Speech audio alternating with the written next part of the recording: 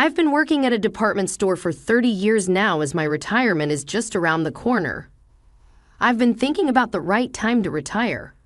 One day, as I was taking a break on the rooftop, a little girl who had been happily running around suddenly started crying. I tried to talk to her, but she was in such a panic all she could do was cry.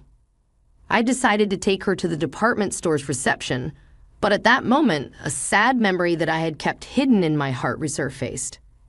You're not someone who should end up in a place like this. Were you brainwashed by that woman? My name is Ivan. I'm 58 years old. I've been working at a department store for 30 years now. As I'm nearing retirement, I keep pushing myself to work hard. Even so, when I saw the notice for early retirement, I started to think about retiring soon. I've always lived a free and independent life. Normally, I'm in charge of training newcomers, but this afternoon I'm scheduled to be an interviewer for mid-career recruitment exams. Got a sudden golf appointment for entertaining the boss. Ivan, you're about the only one I can ask. Sorry about that. That was the request from my colleague and peer Matthew. There are 3 candidates for today's interview, 2 women and 1 man. According to Matthew, all 3 have passed the written exam and have satisfactory resumes. He intends to hire them all unless something extraordinary comes up. He wants me to assess whether there's any issue with these 3 joining the company. I was amazed that such a significant responsibility was being asked of me, a mere trainer nearing retirement. Actually, Matthew and I both joined this company as mid-career hires at the same time. Over these 30 years, we've built a trusting relationship by supporting each other. That's why I've been hesitant to bring up early retirement with Matthew. During my lunch break with an interview ahead, I was at our department store's rooftop, which has been turned into a flower garden where beautiful flowers bloom seasonally. Department store rooftops used to be known for their small amusement parks, but by the time I joined, it had already been transformed into an arcade. And 20 years ago, it became the flower garden it is today. Now, this rooftop has become a popular spot for relaxation among nearby office workers. Just as I was about to head back to prepare for the interviews, stretching and rising from the bench, it happened. Mommy, Mommy! A little girl who had been happily running around the flower beds suddenly started crying. She was the only child there on a weekday afternoon with no apparent guardian in sight. The office workers present didn't know what to do, just watching the crying girl helplessly. What's wrong? Did you lose your mom? I asked her, but the panicked girl could only cry. Still, I managed to find out her name was Lisa and decided to take her to the department store's reception. Lisa, then a woman holding 2 water bottles in her hands, came running towards us. Lisa clung to the woman, and I was relieved, thinking her mother had returned. I'm so sorry. I just went to the vending machine to buy drinks, and Lisa got into the elevator by herself. Thank you so much. Lisa's mom repeatedly apologized to me, and in a hurry, I bid farewell to the 2 of them. While I was happy that the 2 of them had met, a sad memory that I had kept inside me resurfaced. Actually, I am a divorcee, and in my early 20s, I gave birth to a son, but got separated from my ex-husband before my son turned 3. My ex-husband was the eldest son of a well-known affluent farming family in the area, and we met at the local agricultural cooperative. I was just out of agricultural high school at the time and was drawn to him, older and more assertive, which led to our dating and eventual marriage. Later on, I ended up living with his parents, but I couldn't adapt well to the old customs of the farming family and soon found myself at odds with my in-laws. My ex-husband was busy with his work at the cooperative and wouldn't listen to my concerns. Gradually, our marriage deteriorated and I decided to divorce. However, my ex-husband and his family were adamant about not letting go of my son. What ensued was a custody battle that even involved my own family, but the family court ultimately granted custody to my ex-husband. Originally from a single-mother household, I had become a stay-at-home wife after marriage, which meant I had far less financial power compared to my husband and in-laws. Rather than losing custody of my son to my husband, I tried to endure and continue the marriage. But naturally, my in-laws would never allow it, and I ended up being the one forced out of my husband's home. Since then, I have not been allowed to see my son, and it's been over 30 years in this state. Now I have no idea where he is or what he's doing. That's when I decided to leave my hometown and came to this city. At the same time, I took the mid-career recruitment exam at this department store where I met Matthew. I was still in my 20s, and he did confess his feelings to me. But the wounds of my divorce were still fresh, and I wasn't ready to move on to another relationship, so I declined his offer. Since then, I never remarried. Matthew, on the other hand, did get married later, but also divorced within a year, leading us both to the conclusion that perhaps we're just not suited for marriage. Before the afternoon interviews began, the HR manager showed me the resumes of 3 candidates, all in their 30s. Just as Matthew had said, they seemed well qualified and capable of working with us. I was reviewing the 3 resumes in order, and it was when I got to the last one that I was astonished. I was looking at the resume of the only male applicant, and I couldn't believe what I saw. Tyler Green. I couldn't believe it and checked the date of birth. It matched the man I was about to interview, could possibly be my son, whom I hadn't seen in over 30 years. I stared repeatedly at the photo attached to the resume, but to me, who had been separated from him since he was 3, he just looked like a serious adult man. Ivan, is something wrong? The HR manager asked me, sensing something off as I kept scrutinizing the resume. Oh, I'm fine, just lost in thought for a moment. I rushed into the break room and quickly drank down a glass of water.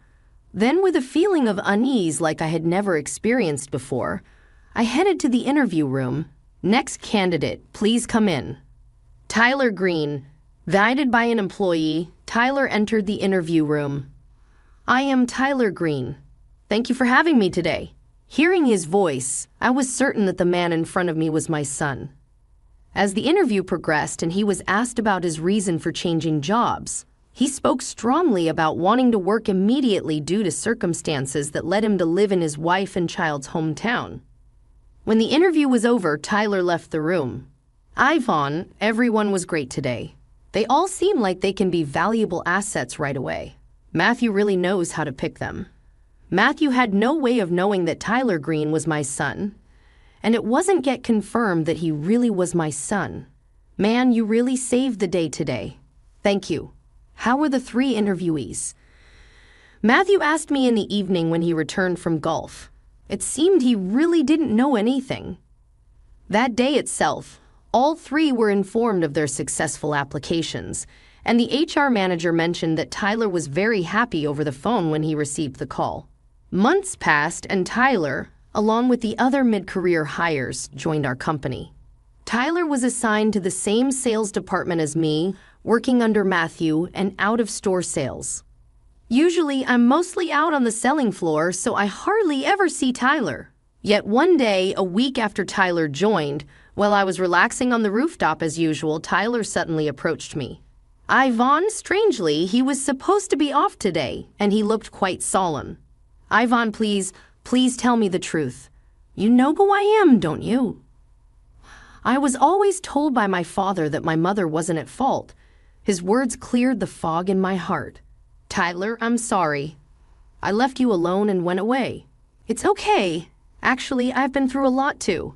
I'm here today with my wife, Marie, and daughter, Lisa. Incredibly, standing before me were Lisa, the little girl who had gotten lost here the other day, and her mother. I was so surprised. I was at a loss for words. That's a bit harsh. You're getting a better reaction to meeting them than to your own son, Tyler said, tears swelling up in his eyes. I didn't know where to start, but there was so much I wanted to talk about. How did he know I was here? What kind of life had he led all these years? A few days later, I was invited to Tyler's apartment. Hello, Lisa greeted me energetically, remembering who I was. Lisa, we're going shopping, Marie said kindly, leaving Tyler and me alone. She's a wonderful wife, isn't she? I complimented, and Tyler blushed shyly. Then he told me about his life. By the time he was old enough to understand, he was already living a life without a mother. He was raised by strict grandparents and a father who was passionate about his work. He graduated from a national university and joined a major trading company. It was around that time that he met Marie. Marie had grown up in a single-mother household, raised by her mother who worked hard on her own. She worked part-time at a cafe while attending night school where she met Tyler, who fell in love at first sight. The two of them dated and nurtured their love. Years later, when they went to his family home to announce their marriage, his grandparents vehemently opposed it, citing mismatched family backgrounds. Tyler's father remained neutral, not taking any sides and saying nothing. I was disappointed once again in my ex-husband, who was just like before. Nevertheless, Tyler defied his grandparents and chose to live with Marie. Eventually, they had a child and Lisa was born. During that time, when his father fell and was hospitalized, Tyler first learned about his estranged mother at the hospital. Knowing he didn't have much time left, his father told Tyler to take Marie and Lisa and flee far away. My ex-husband had passed away the previous year.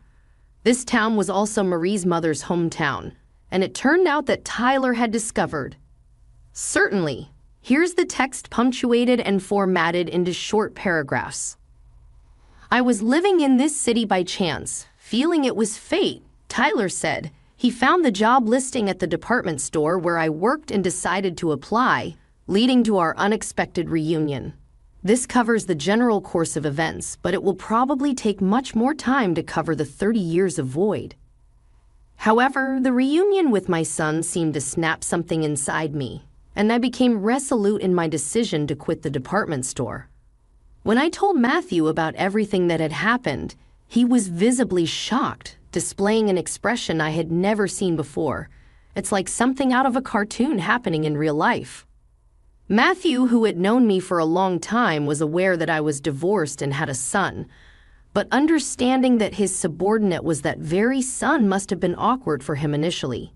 I was worried about this, but it turned out to be unnecessary. Tyler, utilizing his knowledge and experience from his previous job in a training company, was performing well in the out-of-store sales department. Meanwhile, I was busy with my resignation, setting the date, and wrapping up my pending tasks. Marie had offered me to live with them, but I planned to stay active for a while longer and was living close enough to visit them easily, so I declined, choosing to enjoy my independent life. On the day before my retirement, I was suddenly called to the department store's reception. There stood an elderly couple turning to look at me. I was surprised to see them. "Oh, Ivan, it's been a while. We never expected to find you here."